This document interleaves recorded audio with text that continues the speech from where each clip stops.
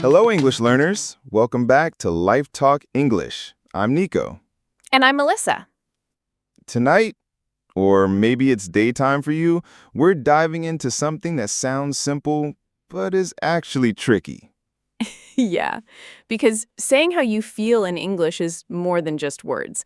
It's about tone, rhythm, and even your face. Exactly. Expressing emotions.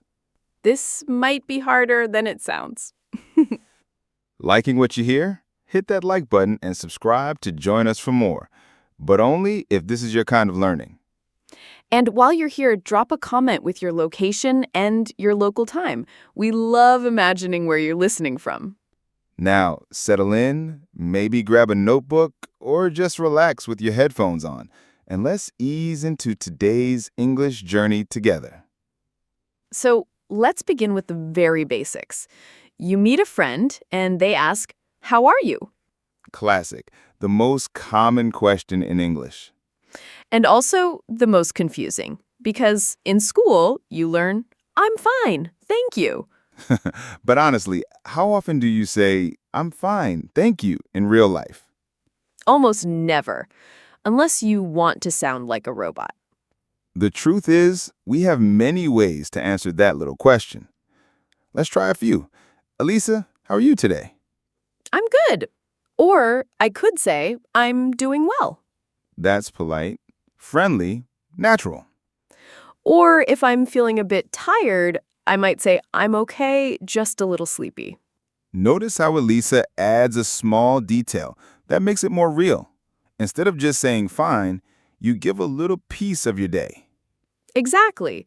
And that's one big tip for you listening. When someone asks, "How are you?" you don't need to give a full story. But one or two words after "I'm good" makes the conversation flow. For example, I'm good, just busy with work. Or, I'm all right, it's been a long day. Or even, "I'm great. I just had some amazing coffee." Coffee does make everything better. But Nico, what if someone isn't feeling good? What's a polite way to say that? Good question. You could say not too bad, which means you're okay, but not amazing. Or, "I've been better." That's a gentle way of saying, "I'm not doing great." Right. And it opens the door if you want to share more. Like, I've been better, work has been stressful. But of course, you don't need to overshare if you don't want to. Now, let's talk about tone. Imagine I say, I'm fine. You sound like you're definitely not fine. Exactly. Same words, but the voice gives away the emotion. That's why we say emotions in English are about words and music together. Words and music. I like that. And listeners, you can practice. Right now, try saying, I'm fine 3 ways: happy, sad, and annoyed. Go on, whisper it or even say it out loud. "I'm fine." Pause. Did you hear the difference in yourself? That's the magic. Another thing, Nico, in some cultures, people don't talk much about their feelings to strangers. But in English-speaking countries, especially the US or the UK, it's normal to give small hints about your mood. True. Not too deep, but a little emotional honesty is appreciated. So if you want to connect with someone, try small phrases like, "I'm pretty good today," or "Honestly, I'm a bit tired." And if you want to keep it simple, just say good with a smile. The smile does half the work. Smiles are universal. Let's try a little role play. Imagine, listener, you're walking into the office. Elisa is your colleague. She asks, "Hey, how's it going?" how's it going?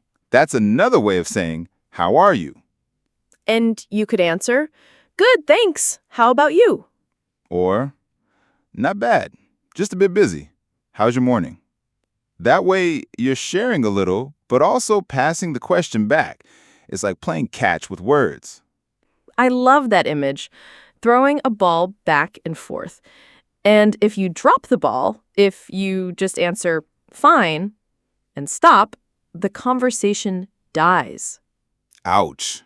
Nobody likes a dead conversation. So practice keeping the ball moving, even just adding one small detail. Good, thanks. It's sunny here today. And then the other person might say, oh, really? It's raining where I am. Boom. Conversation grows. Sometimes, though, people don't want to talk much. That's okay, too. Yeah, you can answer short, but use a friendly tone. Good, thanks. Smile, done. See? Easy. Now, let's give our listeners a quick list of emotional starter phrases. Sure. Ready? I'm good. I'm okay. Just tired. Not too bad. I've been better. I'm great. Really happy today. And one more. Honestly, I'm a little stressed. Perfect. These are simple, natural, and you can use them anywhere. Let's do a teeny challenge. Listeners, pick one phrase you don't usually use. Try it tomorrow with a friend or a coworker. Yeah, make it real. Learning sticks when you actually use it. You know, Nico, I once answered, "How are you?" with, "I'm surviving." That's dramatic. The person laughed, though, and it started a funny chat. So sometimes unusual answers can bring humor. True, but maybe don't say that to your boss. Yeah, probably not. Before we wrap this section, let's give a little cultural reminder. In English, emotions are often shown in small ways, not big, dramatic sentences. Yes, it's like painting with soft colors, not, "I am suffering greatly," but "I'm a little down today." That's gentle, polite, and still clear. And remember, tone is your secret power. Words plus music. That's the formula. So, listeners, how are you? Really? Pause for a moment and answer out loud right now. Nice. Whatever you said, we're glad you're here with us. And in the next part, we'll explore one of the happiest emotions, joy, because who doesn't like to sound happy in English?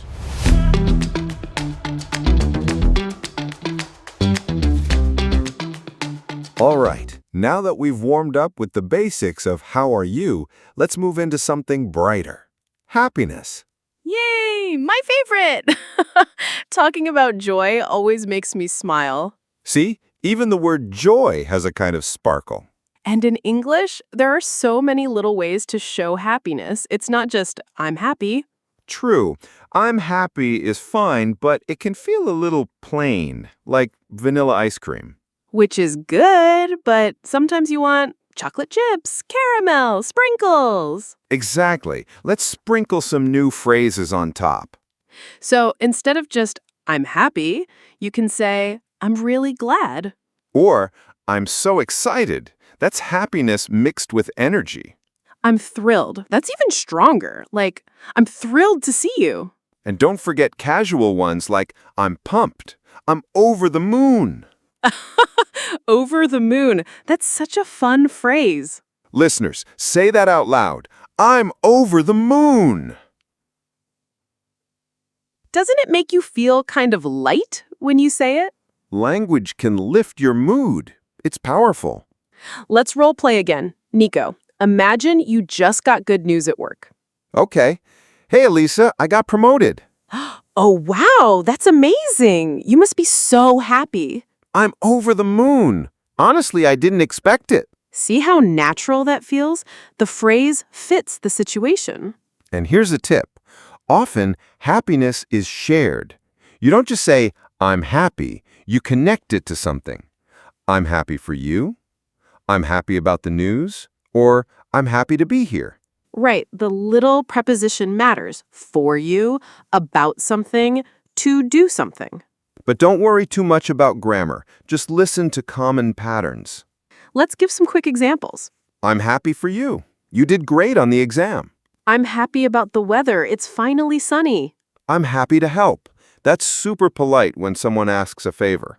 Yes, if your friend says, "Thanks for helping me move," you say, "No problem, I'm happy to help." Now, let's talk tone again. Imagine I say, I'm so excited, in a flat voice. I'm so excited. Doesn't work, does it? Nope, happiness needs energy in your voice. Smile while you speak. Even if no one sees you, your voice changes when you smile. That's true. Listeners, try it now. Smile and say, I'm so happy. See? It feels different. The smile colors the sound. Now, another cultural note. English speakers often use small, happy reactions like, that's awesome, cool, nice. Yes, little one-word bursts. They keep conversations light and friendly. Let's test it. Elisa, tell me some good news. Okay, I baked cookies today. Nice. See? Short, simple, and positive. Or I could say, that's awesome. Both work. You don't always need a long sentence. Just one cheerful word can show you care. But be careful with tone. If you say nice in a bored voice, it sounds sarcastic. True. Nice. That doesn't sound happy at all. Yeah, don't do that. Here's another fun area, laughter. In English, people often laugh during conversations to show they're enjoying it. And you don't need perfect words. Sometimes just a, haha, really? Makes the chat warm. Exactly. Try adding laughter, even a small chuckle, when you want to sound happy. Just don't overdo it, or you'll sound like a cartoon villain. Like that? Exactly like that. Let's give listeners a mini happy phrase bank. Great idea. I'll start. That's wonderful. I'm so glad to hear that. You made my day. This is the best. I'm really looking forward to it. That makes me smile. Each one shows joy in a slightly different way. And you can mix them into daily life. For example, if your friend invites you somewhere, you can say, I'm really looking forward to it. That sounds polite and genuinely happy. Here's a fun exercise. Nico, give me some normal situations and I'll react with happy phrases. Okay, first one, you get a message from an old friend. Oh, wow! That made my day. Good. Next, your favorite food arrives at the table. This is the best. Nice. Last one, someone compliments your English. I'm so glad you think so. Perfect examples. And listeners, you can practice the same way.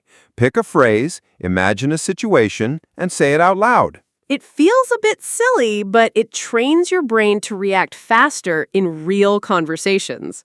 You know, Elisa, sometimes happiness is small, like enjoying tea or a sunny window.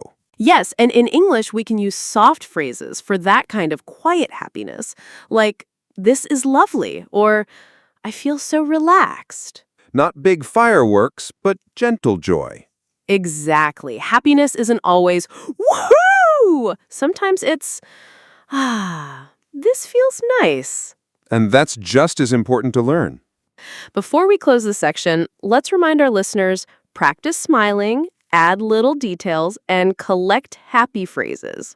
And remember, joy is contagious. When you sound happy, you make others feel it too. Speaking of which, Nico, guess what? What? I found chocolate in my bag. Oh, that's definitely joyful news. Over the moon, even. Yes, over the moon. And on that sweet note, let's move to a more serious side of emotions. What to say when things aren't so great.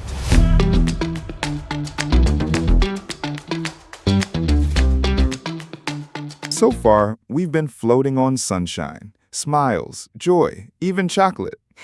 But life isn't always sprinkles and rainbows, right? Exactly. Sometimes you feel tired, stressed, or sad, and expressing that in English can feel tricky. Yeah, because you don't want to sound too dramatic, but you also don't want to hide everything. Let's start with the gentle phrase, I'm a bit down. Not too heavy, just a little signal, like, I'm a bit down today, the weather's gray. Or I'm feeling low. Or, I'm not myself right now. That one's nice. It shows something feels off, but softly. Notice we keep using small words like a bit or a little. Right, those are softeners. They make the feeling sound lighter, easier to share. Compare I'm depressed versus I'm a bit down. Huge difference. One feels heavy and serious, the other feels everyday and manageable. But sometimes things are heavy. If you want to be honest, you can still sound natural. Like, I'm really stressed out. Or I'm struggling right now. And if someone asks, you can add a short reason. I'm struggling with work, or I'm really stressed because of exams. Let's do a role play. Elisa, you're my classmate and I notice you look tired. Okay. Hey, Elisa, are you okay? You seem quiet. Yeah, I'm just a bit overwhelmed with assignments. See? Short, clear, honest. And it invites support if you want it. And you can always end with, but I'll be all right. That shows hope. Yes, that balance matters. English speakers often mix honesty with the small positive, like, I'm stressed, but I'll get through it. It makes the conversation lighter for both sides. Let's give listeners some practical phrases for tough times. Sure. Repeat after us, everyone. I'm a bit down. I'm feeling low. I'm not myself right now. I'm stressed out. I'm struggling with blank. Fill in the blank. It's been a rough day. And finally, I'll be okay. That last one is comforting. Even if you're sad, you show strength. Exactly. Now let's talk about cultural style. In some cultures, people share emotions very openly. In others, people hide them. English-speaking cultures, especially in casual conversations, usually prefer a balance. Yes, a little honesty, but not pouring your whole heart out to a stranger on the bus. Yeah, imagine telling the bus driver your entire life story. How are you? Well, it all started in 1997. Too much. So think of it like this. A small window into your feelings is enough. Exactly. I'm a bit tired today. Window open. I'm exhausted. My boss yelled, my cat's sick, my neighbor's noisy, and my roof leaks. Window too wide. Keep it simple. Another helpful phrase is, it's been. Like, it's been a tough week. Or it's been stressful lately. That way, you're not only saying how you feel, you're also giving context. And the person listening will usually respond with care, like, oh, I'm sorry to hear that. Let's practice responses too. If someone tells you they're struggling, you can say, I hope things get better. Or, that sounds tough. Or even, I'm here if you want to talk. Yes, you don't need magic words, just simple kindness. And you know, Nico, sometimes sharing a small struggle builds connection. Absolutely. Being human together. Like when I told you once I was nervous about recording. And I said, me too. Suddenly we weren't alone. Exactly. Let's make a little exercise. Listeners, think of something small that bothered you recently. Maybe you were late, maybe you lost your keys. Now say it in English with one of our phrases.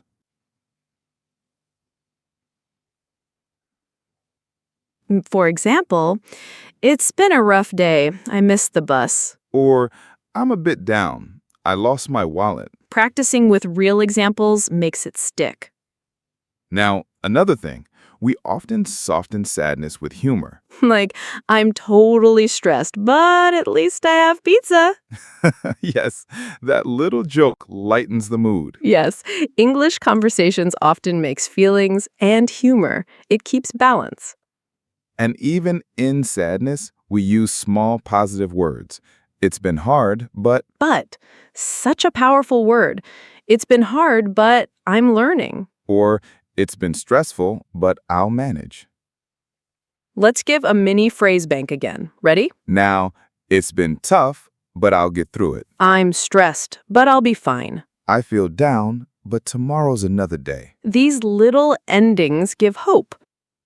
And that's important for language and for life. Yes, words shape how we feel. If you say, I'll be okay, you start to believe it. Language is medicine sometimes. Before we wrap, let's remind listeners you don't need big, dramatic English to show feelings. Right. I'm a bit down. It's been a rough day. I'll be all right. Simple, honest, kind. And next, we'll flip to another strong emotion, anger. Because yes, sometimes you need to say you're mad, but politely. Oh boy, get ready for the spark of anger.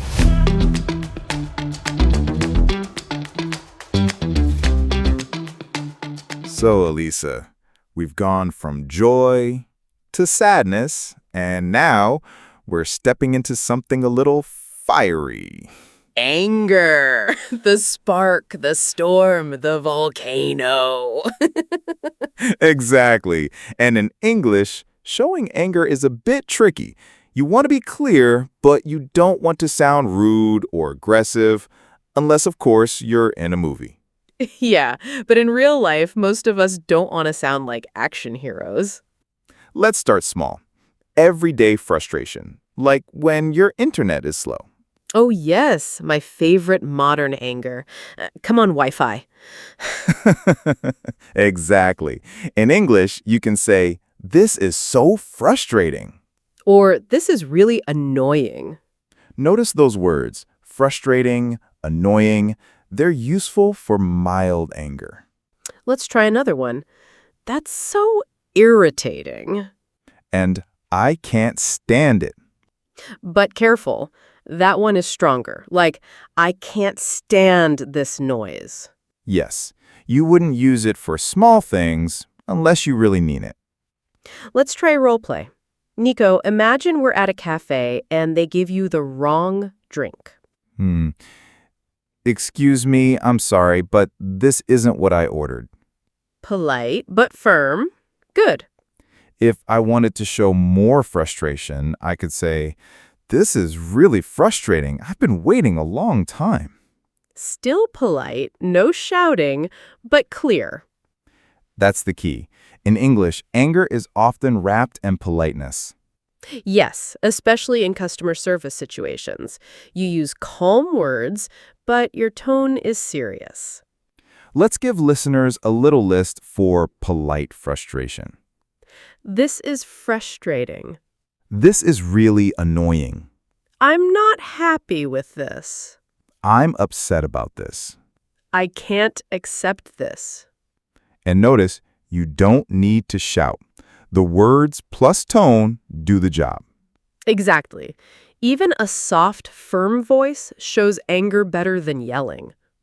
Now, what about stronger feelings, real anger? Okay, but let's keep it safe for bedtime learners. Right. So phrases like, "I'm really angry right now," Or, that made me mad. or "I'm furious." That's a very strong word. Yes, furious is like super angry.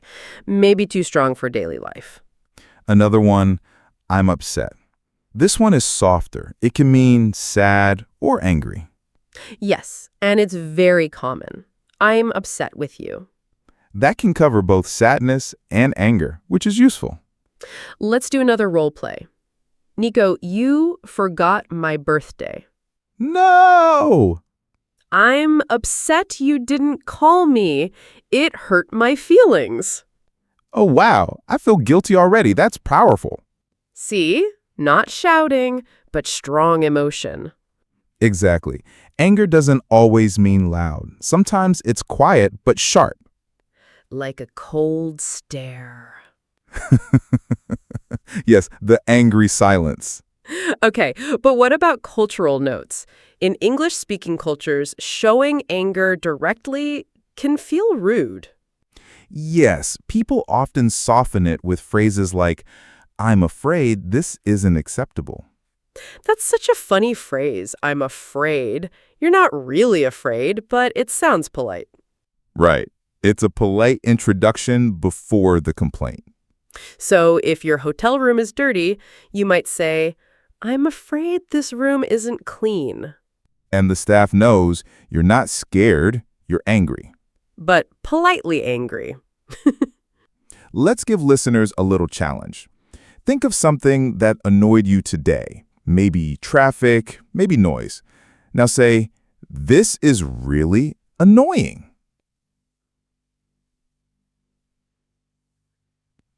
Good. Now try, I'm upset about this.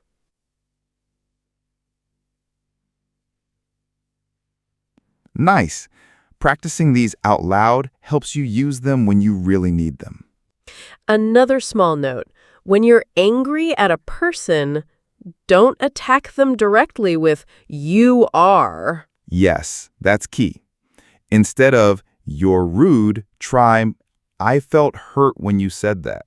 That makes it about your feelings, not their identity. And it reduces conflict.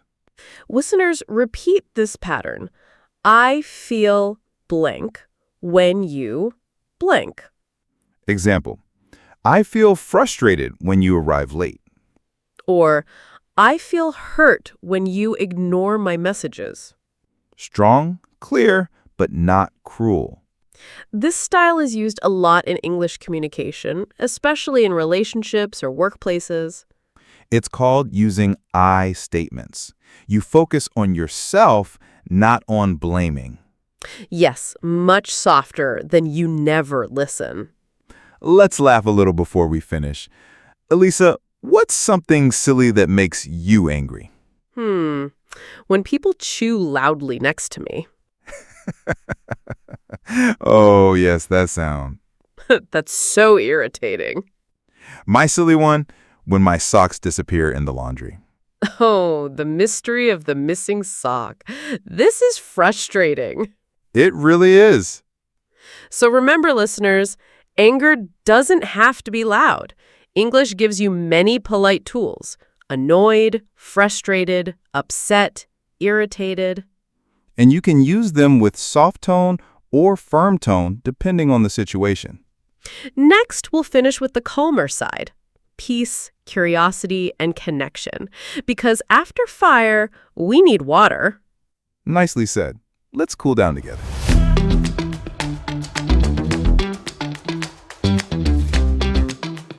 All right. We've been through happy skies, rainy days, and a little stormy anger. Now it's time to land somewhere calm. Peaceful, curious, and connected. The kind of emotion that makes you want to sit by a window with tea and just breathe. Let's start with calm. In English, there are many ways to express it. For example, I feel relaxed. Or, I'm at ease. Even something simple like, everything's fine. Notice how small words can carry a lot of comfort. And tone again. Calmness is all in the voice. Soft, steady, slow. Try it now, listeners. I feel relaxed. Nice and slow. Feels good, right? You can almost feel the tension leaving. Another calm phrase is, I'm content. That's like soft happiness. Not excited, just peaceful. Yes, it's perfect for evenings, cozy spots, or quiet walks. Let's move to curiosity. English loves words for wonder and interest. Oh, yes, like, I'm curious about that, or I'd like to know more. Or, that intrigues me. A bit fancy, but fun to use. And listeners, curiosity is friendly. It opens conversations without pressure. Role play time. You see something unusual in the park. Wow, that's interesting. I'm curious what that is. And someone responds, it's an art installation. Do you like it? Boom, conversation starts naturally and calmly. Now let's combine calm and curiosity. Phrases like, I feel peaceful exploring this, or I enjoy discovering new things. Very gentle, reflective, good for journaling, practicing English aloud, or sharing small moments. Next, connection. One of the most beautiful emotions. Feeling linked to people, nature, or even ideas. English has lovely phrases for that, like, I feel close to you, or I really connect with that idea. And small ones too, like, that resonates with me, or I understand how you feel. Role play again. Nico, I just told you about a book I love. I really connect with that. I read it too and loved it. See? You're bonding over shared feelings. It's simple but powerful. And we can mix all three: calm, curiosity, and connection. I feel peaceful, curious about your thoughts, and connected to this moment. A little long for daily life, but yes, listeners, it shows full emotional depth. Small phrases are often better for practice, like, I feel calm, I'm curious about that, or that resonates with me. Repeat them often. Say them to friends, in your diary, or out loud alone. They train your brain to notice and express gentle emotions naturally. Another tip, combine them with questions, like, I'm curious, how did that happen? Or, that resonates with me. What do you think? Questions keep conversation flowing, friendly, and connected. And here's a small cultural note. In English-speaking environments, expressing calm curiosity or connection is usually very positive. Yes, it's welcoming. It shows you're attentive, interested, and kind. Unlike big dramatic statements, these small phrases create comfort. Okay, Elisa, let's give our listeners a mini phrase bank for this section. I feel relaxed. I'm at ease. I'm content. I'm curious about that. That intrigues me. I feel connected to you. That resonates with me. And don't forget tone. Slow, soft, warm. Your words will feel like a gentle hug. Perfect. Small phrases, careful tone, honest emotion. That's the key. Before we close this section and our journey tonight, remember, emotions are the music of conversation. Words are notes, your voice is the melody, and your feelings give rhythm. And practicing each note, happiness, sadness, anger, or calmness, makes you fluent not just in English, but in human connection. So tonight, whether you feel happy, tired, a little frustrated, or peaceful, try saying it out loud in English. Experiment with tone, words, and small details. Your voice is alive with emotion. And that's exactly how English becomes your tool for connection, curiosity, and calm. Sweet, calm ending, right? Yes. Now close your eyes if you like, or just sit back and let the words settle. And remember, tomorrow or later today, try one phrase from each section: happy, sad, frustrated, angry, and calm. Your emotional vocabulary will grow. And your English will feel more real. We're proud of you for practicing and listening. That's a wrap for today's journey. Gentle, real, and full of feelings. Thank you for joining us. See you next time with more words, more smiles, and maybe a little more chocolate.